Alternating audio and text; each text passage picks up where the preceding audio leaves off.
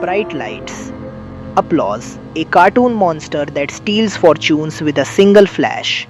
This is the world of Press Your Luck, a game built on one sacred promise that the board cannot be predicted. No pattern, no trick, just pure electronic chance. In May of 1984, an unemployed ice cream truck driver from a small town in Ohio proved that promise was a lie. His name was Michael Larson, and before the day was over, he would walk away with more money than any contestant in American game show history, without breaking a single rule. This is the story of the man who saw through the noise. Picture the set of Press Your Luck in the early 1980s. Neon colors, a studio audience buzzing with nervous energy, and at the center of it all, the big board. 18 squares arranged in a glowing rectangle, each one flickering between cash prizes, vacations, extra spins, and the show's infamous villain, the whammy. Contestants answered trivia questions to earn spins. Then came the real test. A light raced around the board at blistering speed, and players had to slam their buzzer at exactly the right moment to freeze it on a prize. Miss the timing, land on a whammy, and everything you had won vanished in an instant. The producers believed they had built something uncrackable. The light's movement was supposed to be genuinely random, unpredictable even to the people who built it. That illusion was the entire foundation of the show. Take away the randomness, and the game stops being a game. It becomes a formula. Nobody thought that formula could ever be found. Certainly not by an outsider. Certainly not by a man with no technical background, no insider knowledge, and no connection to the industry at all. But 300 miles away, in a cluttered room lined with television sets, a 35-year-old man was about to spend 6 months proving them catastrophically wrong. Michael Larson wasn't a hacker. He wasn't an engineer.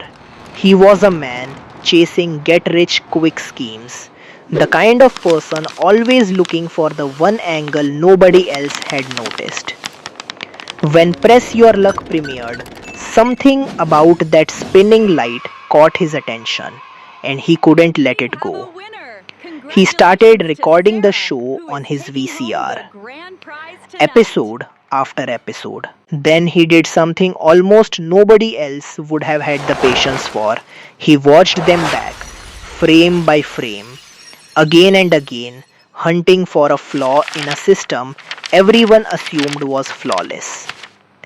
Weeks turned into months. He stared at the same 18 squares until the chaos on screen stopped looking like chaos at all. Underneath the frantic blur of lights, he began to see something the show's own producers had missed: a rhythm. The big board wasn't running on true randomness.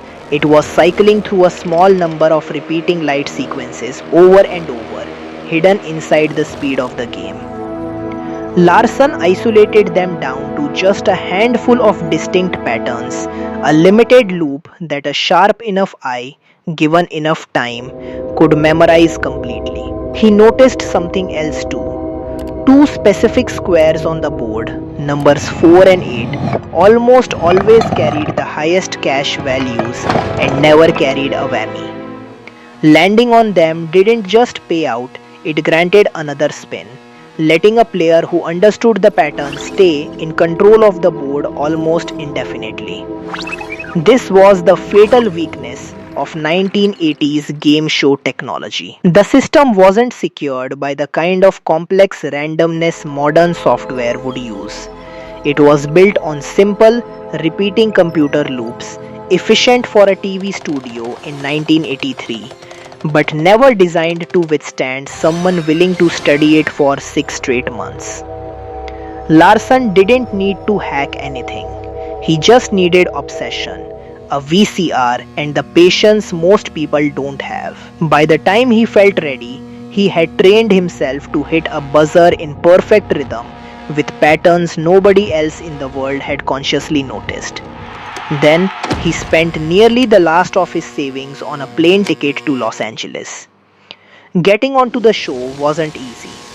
The contestant coordinator interviewing Larson grew suspicious almost immediately. Something about his intensity felt off. But the show's executive producer saw a different story. An ordinary guy from a small town chasing a shot at a better life. A sympathetic narrative for daytime television. He was cleared to play.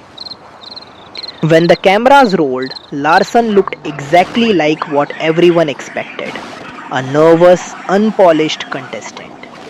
He even landed on a whammy on his very first spin, and for a moment, it must have looked like nothing more than beginner's luck running out early.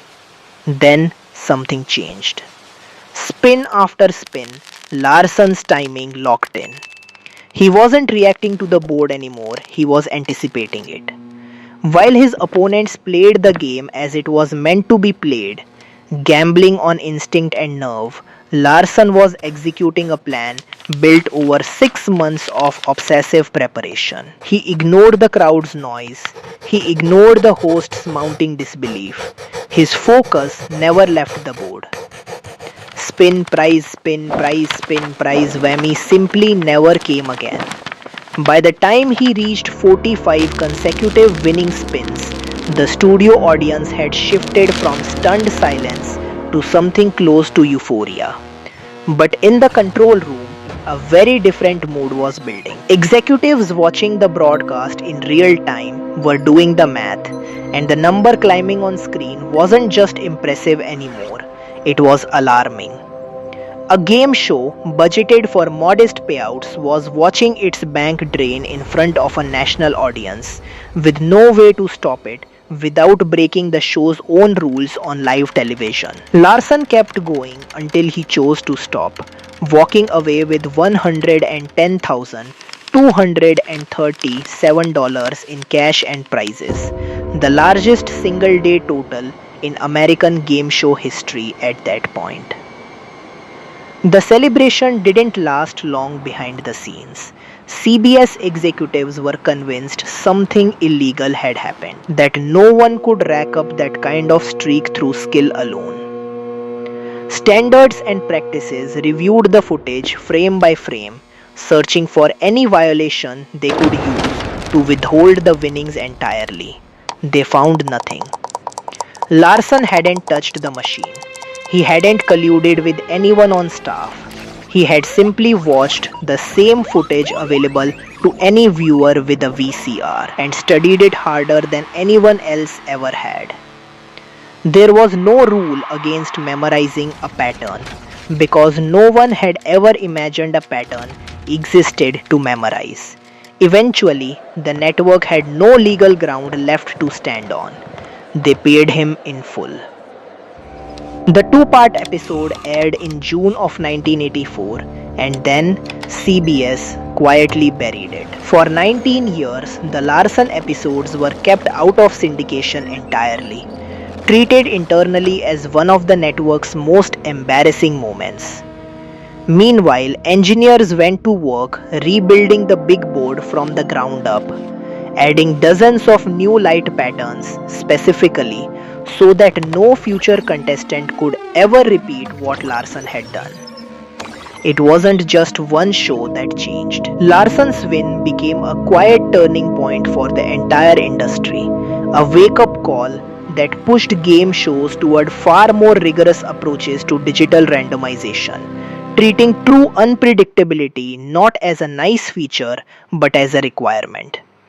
More than 4 decades later, the core lesson of Michael Larson's story hasn't aged a day. Today's systems are unimaginably more sophisticated. Casino software, online games, security systems, all built on algorithmic randomness far beyond anything a 1980s game show could dream of.